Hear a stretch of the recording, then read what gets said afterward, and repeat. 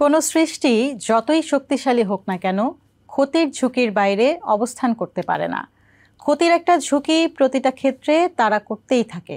বিশ্বের অন্যতম উন্নত অর্থনীতিতে শক্তিশালী এবং প্রযুক্তিতে অত্যাধুনিক দেশ চায়না।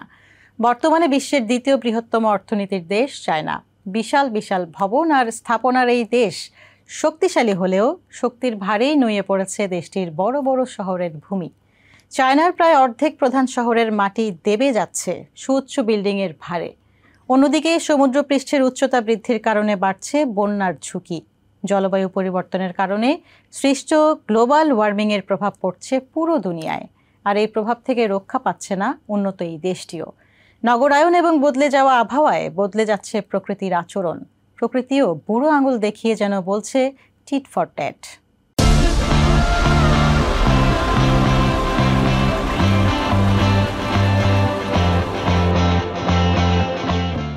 পৃথিবীর জলবায়ুর পরিবর্তন হচ্ছে, ক্রমশ বাড়ছে global warming.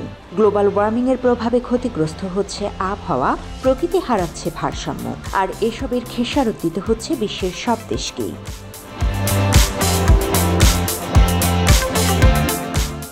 First world country China, উন্নতিতে তারা ধরা ছোঁয়ার বাইরে, হোক তা প্রযুক্তিগত দিক থেকে কিংবা অর্থনীতির দিক থেকে। বর্তমানে বিশ্বের দ্বিতীয় অর্থনীতির দেশ চায়না। এই উন্নতি এবার কাল হয়ে দাঁড়ালো দেশটির জন্য। উন্নতির ধারায় গড়ে ওঠা সুউচ্চ ভবনের ভার সামলাতে না পেরে থিতু হয়ে পড়ছে দেশটির প্রায় অর্ধেক প্রধান শহরের ভূমি।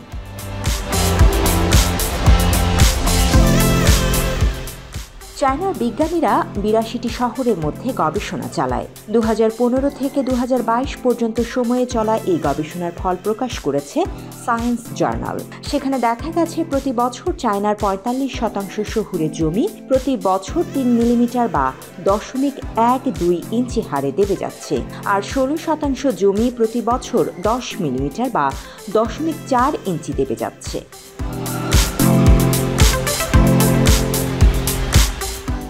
এই গবেষণা থেকেই জানা গেছে কেবল ভূগর্ভস্থ পানির স্তর নিচে নেমে যাওয়াতেই নয়, বরং মাটির উপর নির্মিত নানা স্থাপনার কংক্রিটের চাপও এই দেবে যাওয়ার জন্য দায়ী। এই ধরনের ক্ষতি থেকে আর্থিক ক্ষতিও গুনছে চায়না। শহরগুলোর ভূমির উচ্চতা কমে যাওয়ায় দেশটি বার্ষিক $১.০৪ বিলিয়ন মূল্যের ক্ষতির সম্মুখীন হচ্ছে।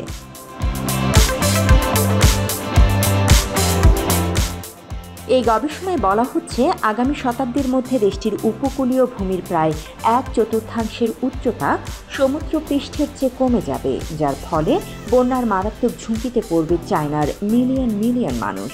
সবচেয়ে ঝুঁকিপূর্ণ হিসেবে চিহ্নিত করা হয়েছে ১৫ মিলিয়ন জনসংখ্যার শহর তিয়ানজিনকে।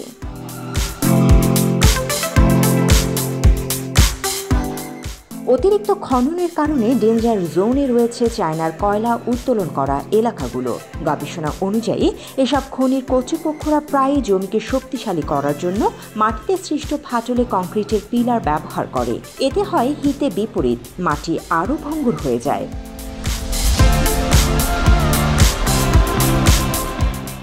ভূমি দেবে যাওয়ার সমস্যাটি যে কেবল চায়নার তা নয়। ২০২৩ সালের ফেব্রুয়ারিতে প্রকাশিত অন্য এক গবেষণায় দেখা যায় বিশ্বের প্রায় ২.৪ মিলিয়ন স্কয়ার মাইল ভূমি ঝুঁকিতে রয়েছে।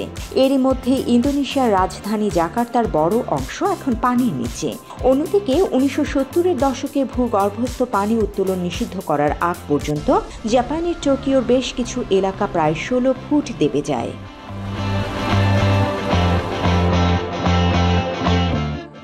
বিল্ডিংয়ের ভারে দেবে যাওয়া শহরের তালিকায় আছে নিউ ইয়র্ক সিটির নামও। আমেরিকার জিওলজিক্যাল সার্ভের হিসাব মতে প্রায় ৩০০ স্কয়ার মাইলের নিউ ইয়র্ক সিটির ওপর আছে ৭৬০ মিলিয়ন টন ইস্পাত ও কংক্রিটের আস্তরণ। নিউ ইয়র্ক সিটি ভূপৃষ্ঠের ওপর তৈরি করেছে বিশাল পরিমাণ চাপ। এক সমীক্ষা বলছে নিউ ইয়র্ক শহর প্রতি বছর প্রায় ০.০৩৯ ইঞ্চি থেকে ০.০৭৮ ইঞ্চি করে দেবে যাচ্ছে।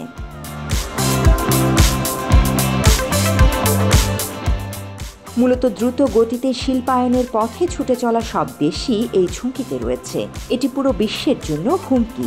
সময় মতো পদক্ষেপ না নিলে মারাত্মক ঝুঁকিতে পড়বে মিলিয়ন মিলিয়ন মানুষ, যার ফলে সমস্যার মাঝে সৃষ্টি হবে আরও জটিলতা।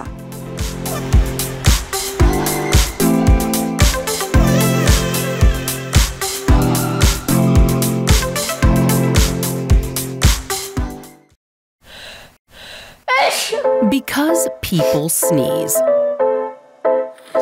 Because not everyone washes their hands. Because kids touch a lot of things. Set a date to get your COVID shot and RSV if eligible. Because if you're wondering, should I get my COVID shot? Think about other people. Learn more at nj.gov/health/vaccines. New York থেকে সম্প্রচারিত TVN 24 television বিশ্বজুড়ে বাঙালির কণ্ঠস্বর।